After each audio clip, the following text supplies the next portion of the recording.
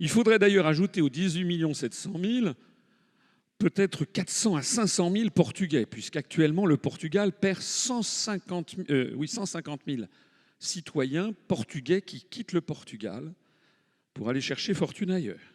D'ailleurs, sur la suggestion même du gouvernement de Lisbonne. Et où d'ailleurs ces Portugais vont-ils?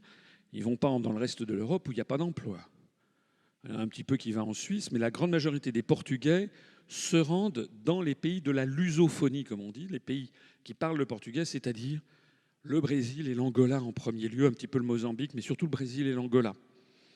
L'Angola est un pays d'Afrique australe, au nord de l'Afrique du Sud, où on a découvert des quantités de réserves en hydrocarbures, plus des métaux précieux, des diamants, etc. Et il faut savoir que désormais, il y a plus d'immigrés portugais en Angola, ancienne colonie portugaise, que d'immigrés angolais au Portugal. Un fascinant renversement de la situation. Le Portugal compte 10 500 000 personnes, habitants. Il y a 150 000 personnes qui quittent le pays chaque année désormais.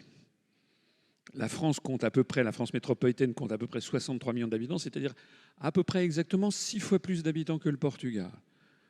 Si nous perdions autant d'habitants que le Portugal en perd, il faudrait donc multiplier par 6, puisqu'on a une population 6 fois plus nombreuse. Ça voudrait dire que 900 000 Français quitteraient la France tous les ans. En 2 ans, on vide la région Haute-Normandie de tous ses habitants. C'est dramatique ce qui se passe au Portugal. Ils s'en vont donc, on peut estimer qu'il y a 400 500 000, et puis ce ne sont pas, c'est pas des paysans pauvres. Vous connaissez Linda de Souza, la valise en carton, 1960.